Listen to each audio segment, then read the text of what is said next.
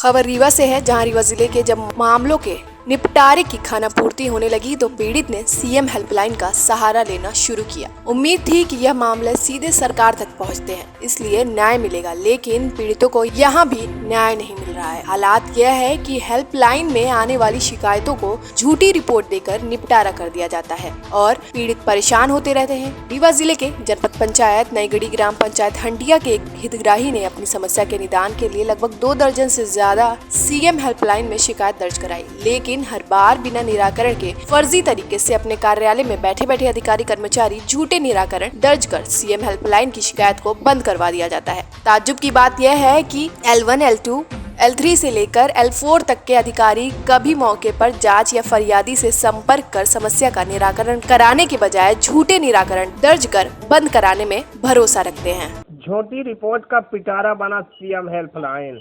रीवा जिले में बिना निराकरण के बंद हो रही है शिकायतें। सीएम हेल्पलाइन पर भारी अफसरशाही, जनता का मनोबल धीरे धीरे सीएम हेल्पलाइन से उठता जा रहा है।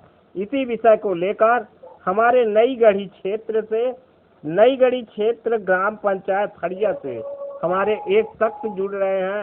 उनसे आइए खास बातचीत प्रोग्राम में जानकारी लेते हैं। क्या है सीएम हेल्पलाइन का मामला? सर, आपका बहुत बहुत धन्यवाद। जी नमस्कार सर। सर, जानना चाहता हूं कि आप 20 बार सीएम हेल्पलाइन में शिकायत की है, आखिर क्यों बंद हो रही हैं आपकी शिकायतें? सर, हर बार सिर्फ यही बताया जाता है कि जो आपकी शिकायत है वो हमारे कार्य क्षेत्र से बाहर है। पहले तो ये जी 2 से 3 महीने तक उसमें कोई कार्रवाई होती नहीं है। शिकायत को कभी मऊगंज में ट्रांसफर किया जाता है किसी दूसरे विभाग में, तो कहीं रीवा जनपद में ट्रांसफर किया जाता है हमारी शिकायत को। जी और जब बारी आती है शिकायत में, तो कभी L2, L1, L3, L4 तक शिकायतें हमारी जाती हैं और इसके बाद निराकरण किए बिना ही उस पर फोर क्लोज कर दिया जाता है शिकायतों को। तो आप कितनी बार सीएम हेल्पलाइन में शिकायत कर चुके हैं? हम लगभग 20 बार शिकायत कर चुके हैं सीएम हेल्पलाइन में, अलग अलग मतलब विषयांतर्गत। लेकिन अभी तक आपके किस संबंधित शिकायतें हैं, जरा विस्तारित से मुझे बताइए। हमारी शिकायत है भ्रष्टाचार के संबंध में। फर्जी राशि का आहरण कर लिया गया है हमारी ग्राम पंचायत हड़िया में। हड़िया में कौन आपका आहरण कर लिएगा, उसका जरा नाम बताएं। हड़िया ग्राम पंचायत के जो भूतपूर्व सरपंच थे श्री गया प्रताप सिंह जी, और सचिव थी श्रीमती प्रभात तिवारी जी, और सहायक सचिव हैं श्री शैलेंद्र कुमार पांडे जी। आप हाँ, कहाँ तक इसकी शिकायत की है? सर, इसकी शिकायत हमने जनपद से लेकर जिला पंचायत और कलेक्टर महोदय को भी हमने किया। इसके बाद मैंने कमिश्नर तक भी मैंने इसकी शिकायत करी, लेकिन अभी तक इस पर कोई भी मतलब कार्रवाई नहीं हुई है। आपका कहने का मतलब अब कोई भी निराकरण नहीं निकला? कोई भी निराकरण नहीं निकला है। सिर्फ जांच के नाम पर अभी 30 सितंबर को अभी जनपद की उपयंत्री संध्या मिश्रा जी और SDO मनरेगा आई थी मनीषा मिश्रा जी। तो वो भी सिर्फ शिकायत मतलब जांच के नाम पर खानापूर्ति बस की और पक्षपात कर रही थी पंचायत के पदाधिकारियों का और जनता की आवाज दबा रही थी। जी आप और जी बताइए।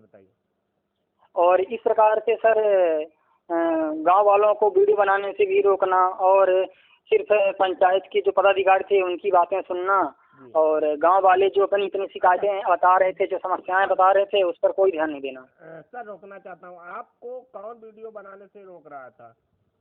ये उपयंत्री भी रोक रही थी, जो उपयंत्री जो संध्या मिश्रा हैं जनपद पंचायत नईगढ़ी की, और मनरेगा SDO हैं जो वहाँ की AE हैं मनीषा मिश्रा जी, वो भी बार बार मना कर रही थी। इसका मेरे पास साक्ष्य भी है। तो हाँ, इसकी रिकॉर्डिंग हमारे पास उपलब्ध है सर। तो सर, मेरे चैनल के माध्यम से रिकॉर्डिंग आप सुनाने की भी कोशिश करिएगा। मैं चाहूँगा कि आप रिकॉर्डिंग सुनाइएगा।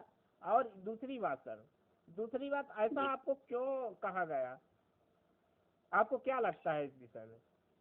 हमारा इस विषय में सिर्फ एक ही बात है कि जिस जनपद के अधिकारी आए थे, जो जनपद के अधिकारी आए थे हमारी ग्राम पंचायत हड़िया में निरीक्षण करने, वही भ्रष्टाचार में खुद शामिल है। जी क्योंकि मैंने सूचना के अधिकार, जो हमारा सूचना का अधिकार 2005 अधिनियम है, उसके तहत मैंने बहुत सी RTI भी लगाई जी और उसमें मैंने प्रथम अपीलीय अधिकारी जो हमारे पंचायत के होते हैं CO साहब, जी मैंने उनको भी मैंने प्रथम अपील किया, लेकिन आज तक उन्होंने 2 साल हो गए, हमें आज तक वो भी एक भी सूचना का अधिकार के तहत एक भी जानकारी उपलब्ध नहीं करवाई। इससे ऐसा प्रतीत होता है कि कहीं न कहीं वो भी इसमें शामिल है, या उनकी सह के कारण ही इतना बड़ा करोड़ों रुपए का भ्रष्टाचार हो रहा है ग्राम पंचायत हंडिया में।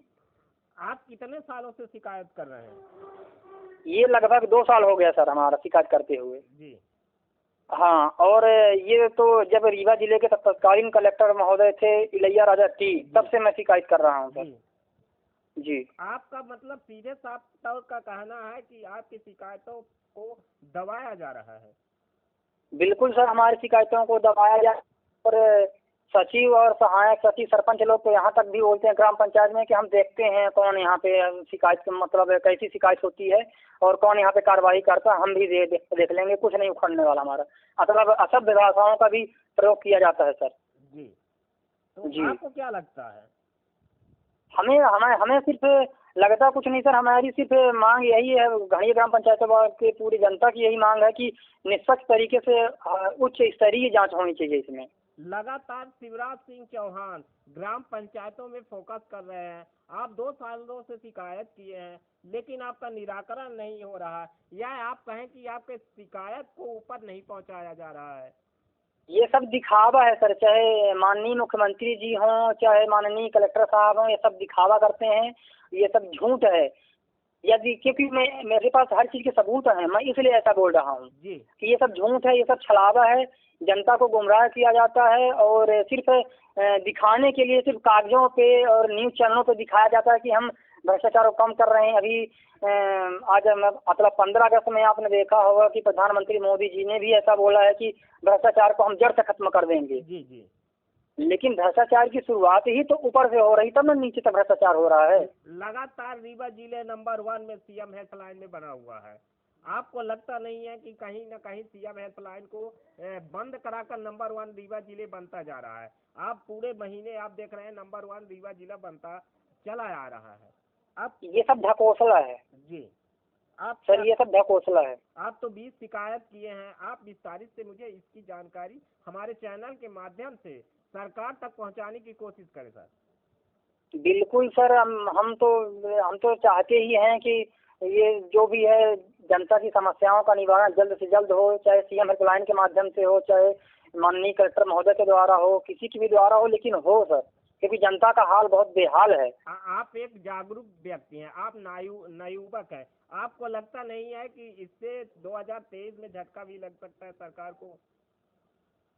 सरकार तो 2024 में अगर ऐसा ही रवैया रहा है सरकार का, तो सरकार से खुश कोई नहीं है। बहुत ही मुश्किल होने वाली है शिवराज सिंह चौहान जी को, अगर ऐसे ही जनता को मतलब वो करते रहेंगे, गुमराह करते रहेंगे। लगातार मैं देख रहा हूँ कि CM हेल्पलाइन में पीड़ित अपने बात को रखने में असमंजस बना हुआ है, उसकी शिकायत बंद कर दिया जा रहा है। जैसे आपने 20 शिकायतें की, लेकिन 20 शिकायतों में आपका कोई भी निराकरण नहीं हुआ, तो सर आपको कहीं ना कहीं सरकार के ऊपर घपोसला कहें या कि भ्रष्टाचार कहें, ऊपर से खुद भ्रष्टाचार बनाया जा रहा है ग्राम पंचायतों में, क्या कहें? बिल्कुल सर, ये भ्रष्टाचार को बढ़ावा देने वाले जो उच्च स्तर के अधिकारी होते हैं, कर्मचारी होते हैं, या जो मंत्री लोग कहें, वही इसमें शामिल होते हैं तभी है। क्योंकि मेरा सिर्फ मानना ये है कि छोटे वर्ग के जो अधिकारी कर्मचारी होते हैं उनकी इतनी हिम्मत नहीं हो सकती कि 1-1 करोड़ 1.5 करोड़ का घोटाला कर सकते हैं सर। सर आपके ग्राम पंचायतों में कितने रुपए का घोटाला हुआ है? लगभग सर, जहाँ तक सर हमने अंदाजा लगाया है, लगभग 1 करोड़ से ऊपर का घोटाला हमारे ग्राम पंचायत हड़िया में किया गया है। सर आपका किस पूरा विस्तारित से बताएं, किस जिले में, किस जनपद पंचायत में आपका ग्राम पंचायत आता है? सर हमारा ग्राम पंचायत हड़िया है, जनपद पंचायत हमारा नई गढ़ी लगता है, तहसील भी हमारा नई गढ़ी लगता है और जिला रीवा मध्य प्रदेश है। जी। और इसमें सर भ्रष्टाचार के मुख्य बिंदु हैं, जैसे सुदूर ग्राम सड़क योजना है, उसमें लगभग 10 लाख का घोटाला है जी। और सामुदायिक शौचालय है सर, इसमें भी 3-4 लाख रुपए का निष्कासन किया गया है, लेकिन अभी तक ये चलन में नहीं है, लगभग 5 साल खत्म हो चुका है। चैनल के माध्यम से आप सरकार से क्या मांगे करते हैं? चैनल के माध्यम से सर हम सिर्फ यही डिमांड करते हैं कि सिर्फ कागजी कार्रवाई, सिर्फ कागजों तक ही सारे विकास कार्यों को न रखा जाए, जमीनी हकीकत में आकर उसका निरीक्षण भी किया जाए। और सबसे बड़ी महत्वपूर्ण बात यह है सर कि बिना सबूत दिए, साक्ष्य दिए टीएस कैसे प्राप्त हो जाता है जनपद पंचायतों में। मुझे सिर्फ ये सरकार से मांग है कि ये जो अधिकारी कर्मचारी इनके खिलाफ भी विभागीय जांच होनी चाहिए। जी। हमारे साथ एक जागरूक व्यक्ति नई गढ़ी जनपद क्षेत्र ग्राम पंचायत पाड़ी से जुड़े हुए हैं। उनका साफ तौर से कहना है कि हमारे ग्राम पंचायत में कम से करोड़ों रुपए का घोटाला हुआ, 20 बार सीएम हेल्पलाइन करने के बाद भी कोई निराकरण नहीं हुआ। आखिर कब तक सरकार ऐसे भ्रष्ट अधिकारियों को जिला में सेवा करने का मौका देती रहेगी जो भ्रष्टाचार बढ़ावा देंगे? सर बहुत बहुत धन्यवाद आपका। धन्यवाद सर। रीवा से दीपक गुप्ता की रिपोर्ट, TV1 इंडिया न्यूज।